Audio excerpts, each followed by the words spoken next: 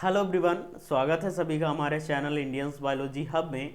आज हम लोग बीएससी फिफ्थ सेमेस्टर जूलॉजी के जो मोस्ट इम्पॉर्टेंट क्वेश्चंस हो सकते हैं उनके ऊपर बात करेंगे, जो कि आपका पहला पेपर है, जिसमें हम लोग डाइवर्सिटी ऑफ नॉन कॉर्डेट्स के बारे में बात करते हैं, पैरासिटोलॉजी की थोड़ी सी बात करते हैं और इकोनॉमिक जो जूलॉजी है उसका भी थोड़ा सा इस सिलेबस में रखा गया है उसको।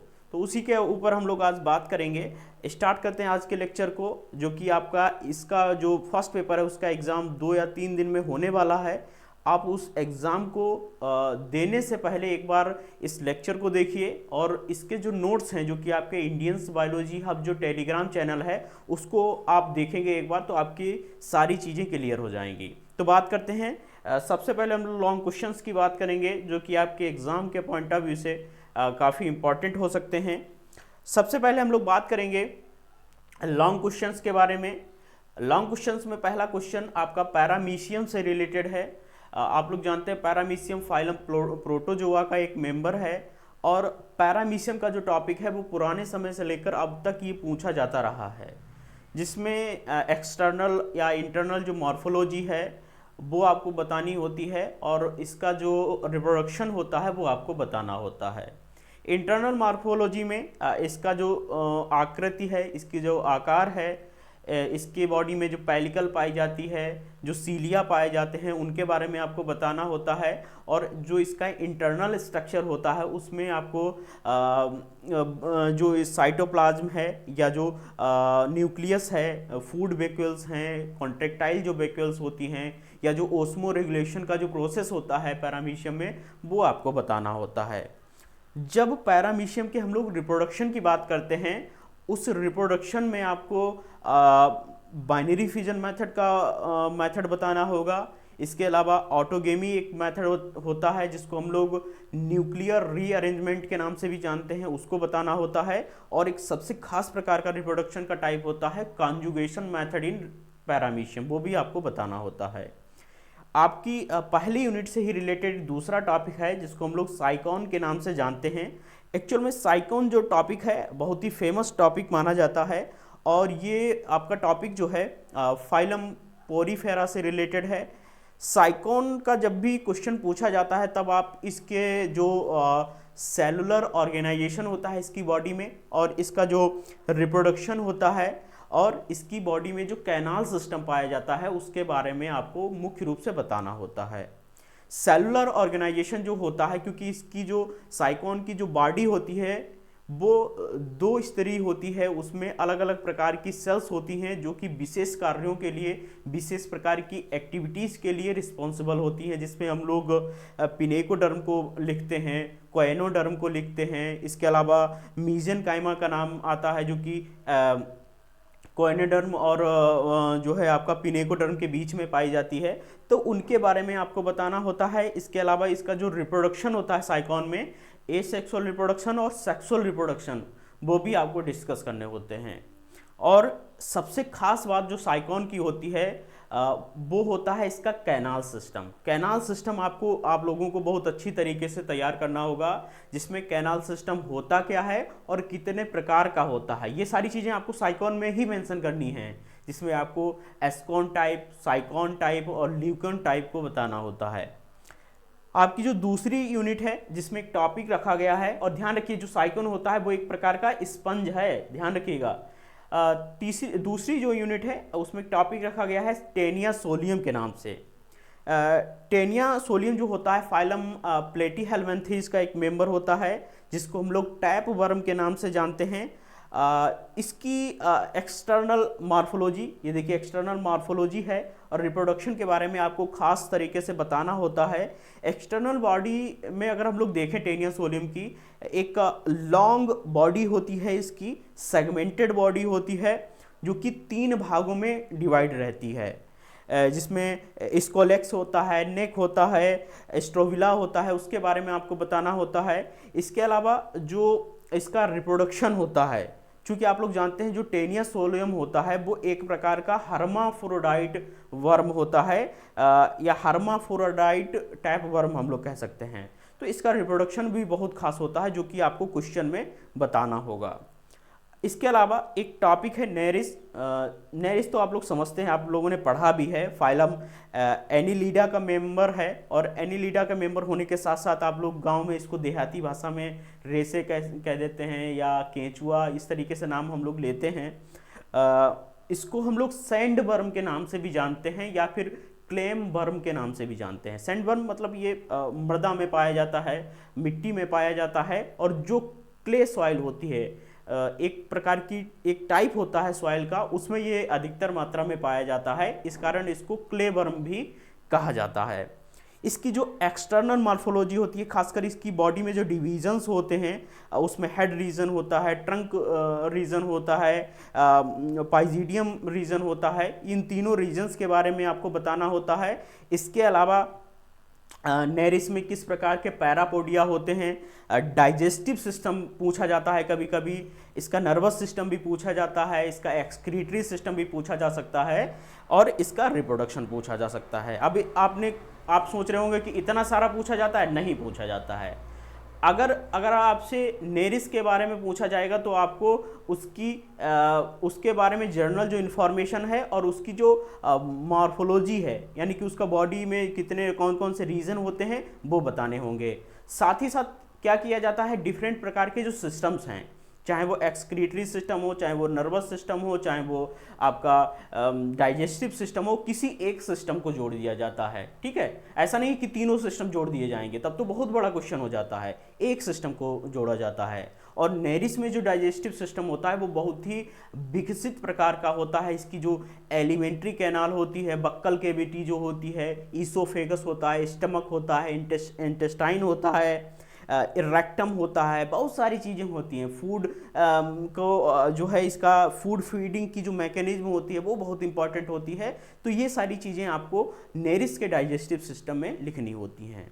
जो बातें मैं एक एक बात बोल रहा हूँ वो आप बिल्कुल उसको समझ के जाइएगा। और नोट्स अगर इसके चाहिए तो आपको Indians biology hub Telegram channel पर जाना ही पड़ेगा, क्योंकि वहाँ पर सारे नोट्स विद सीक्वेंस आपको मिल जाएंगे।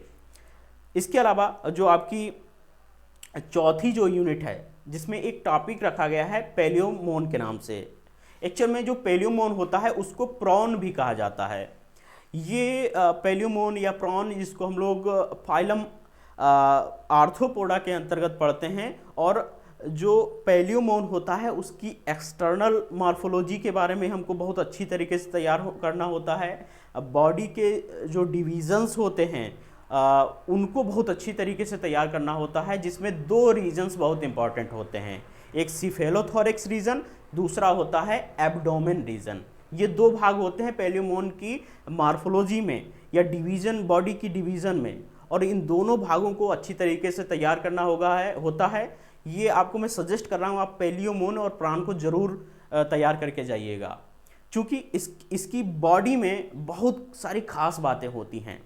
इसके बारे में एक क्वेश्चन जो है लिंक करके आता है कि इसके अपेंडेजेस के बारे में बताइए। अब आपको पता है जो पैलियोमोन होता है उसकी बॉडी सेगमेंटेड होती है और 19 खंडों में इसकी जो बॉडी होती है वो बटी होती है।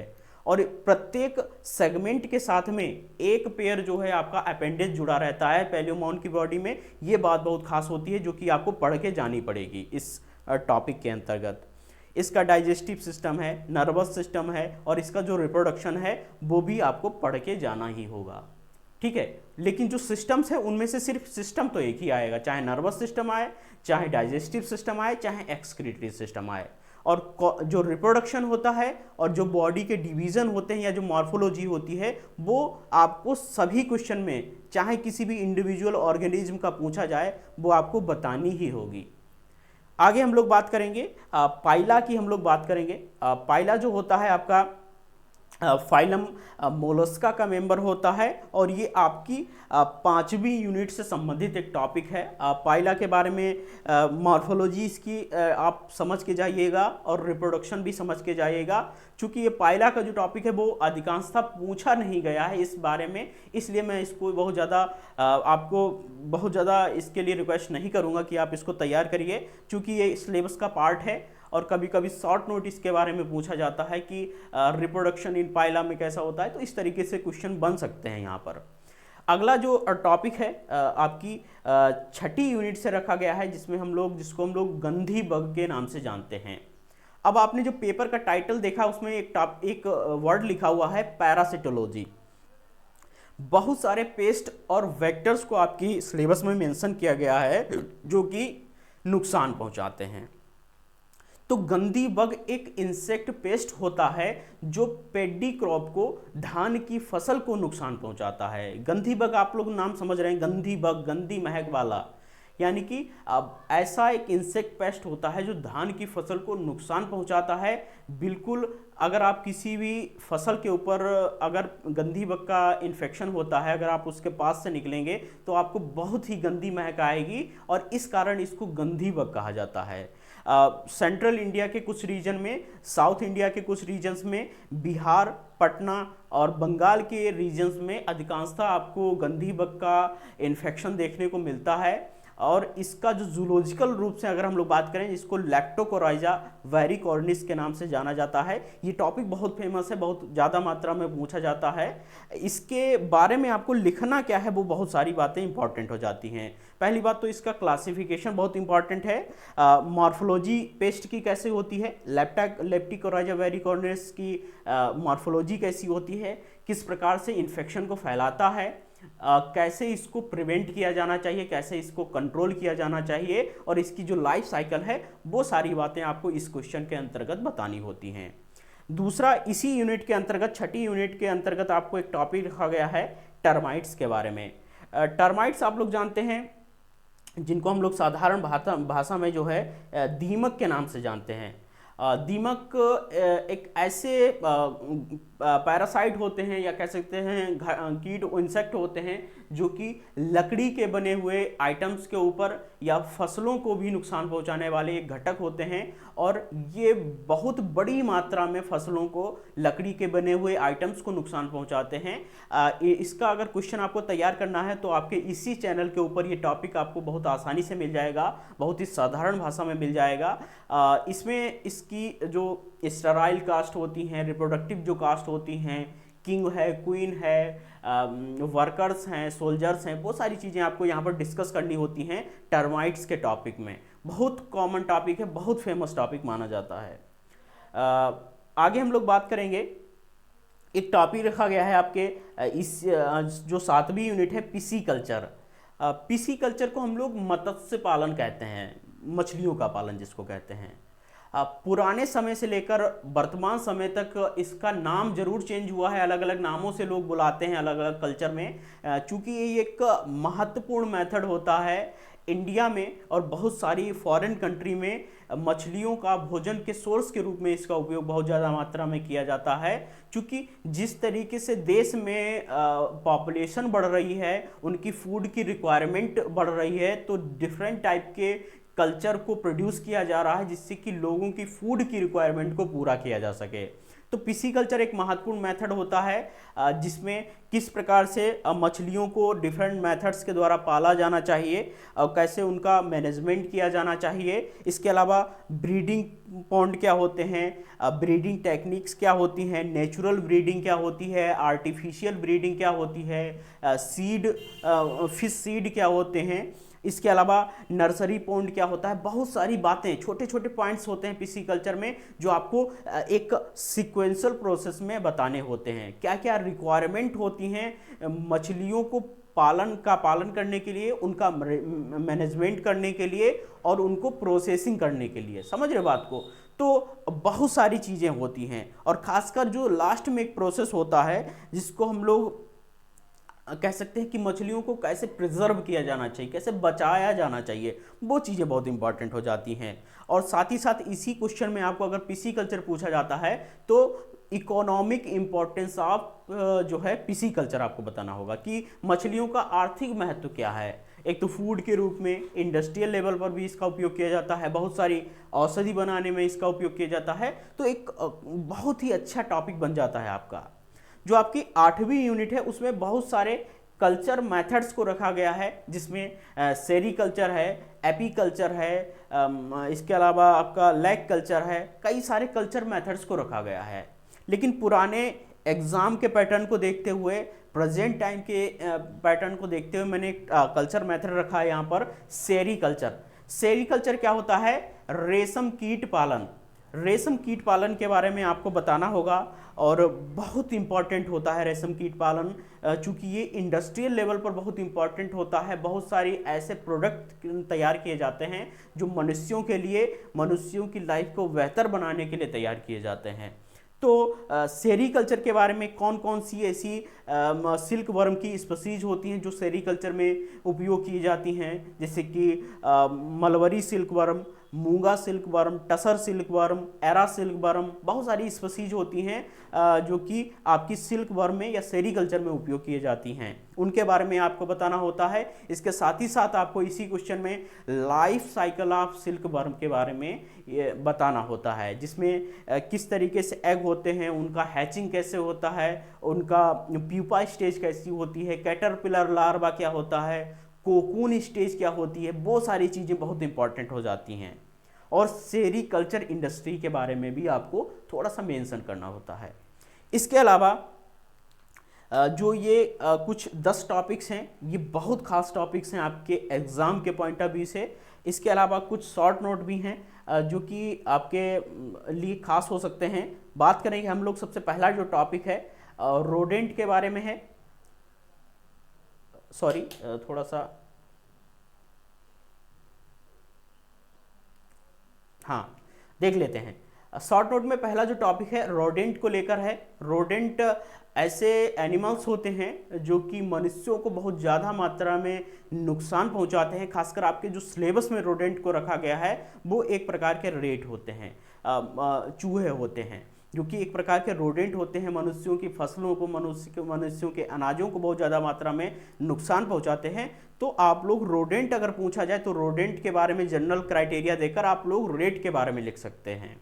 दूसरा यहाँ पर शॉर्ट नोट है social organisation of honey bee. Honey bee जो होती है, मधुमक्खी जो होती है, उनमें सामाजिक जो संगठन होता है किस प्रकार का होता है, कौन कौन से मेंबर्स होते हैं और उनका वर्क क्या रहता है, वो सारी चीज़ें आपके लिए इम्पॉर्टेंट होती हैं, जिसमें आपको क्वीन के बारे में, वर्कर्स के बारे में, डोनर्स के बारे में बताना होता है। इसके अलावा एक टॉपिक है types of canal system. Canal system आप लोग साइकॉन में देख चुके हैं, वही एक प्रकार का कैनाल सिस्टम होता है जो कि 3 भागों में डिवाइड रहता है, एस्कॉन टाइप, साइकॉन टाइप और लीकॉन टाइप। ये क्वेश्चन शॉर्ट नोट में भी पूछा जाता है। इसके अलावा एक विशेष प्रकार का टॉपिक है कॉन्जुगेशन इन पैरामीशियम। पैरामीशियम में रिप्रोडक्शन का एक टाइप होता है जिसको हम लोग कॉन्जुगेशन के नाम से जानते हैं, जिसको हम लोग संयुग्मन कह सकते हैं। वो टॉपिक भी आपके लिए बहुत ही इंपॉर्टेंट है, उसका जो डायग्रामेटिक रिप्रेजेंटेशन है वो बहुत खास हो जाता है।